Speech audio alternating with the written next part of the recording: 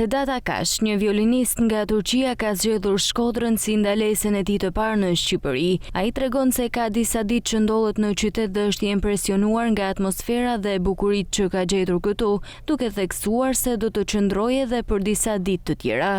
Yeah, I'm from Turkey. Unë jam nga Turqia, më pëlqen t'i bie violinës. Kjo është hera parë në Shkodër.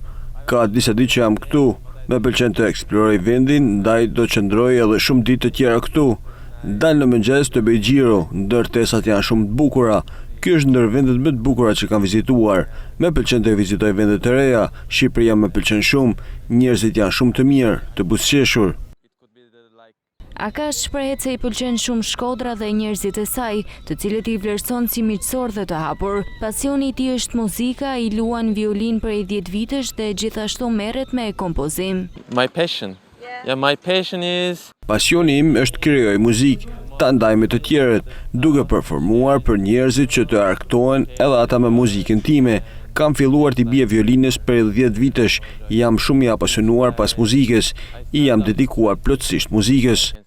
8 or 9 years. Ai thotë se i pëlqen të performojë për publikun dhe të ndajë muzikën e tij me njerëzit, duke shtuar se shpesh reagimi i tyre është pozitiv, me kërcime dhe këngë çka e motivon edhe më shumë. So many places.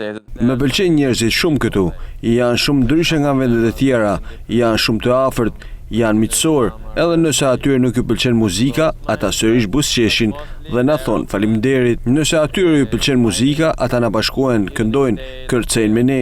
Nëse nuk ju pëlqen muzika, e vërej në fytyrë, edhe thjesht zgjidh të largohem, sepse nuk dua t'i shqetësoj njerëzit, por në përgjithësi njerëzit këtu e duan muzikën, arktohen shumë kur luajmë me violinë. I also make like Albanian music. I can even play now. Në fund, violinisti turk interpreton një pjesë të muzikës shqiptare me violinën e tij, duke krijuar një moment të veçantë mes kulturave.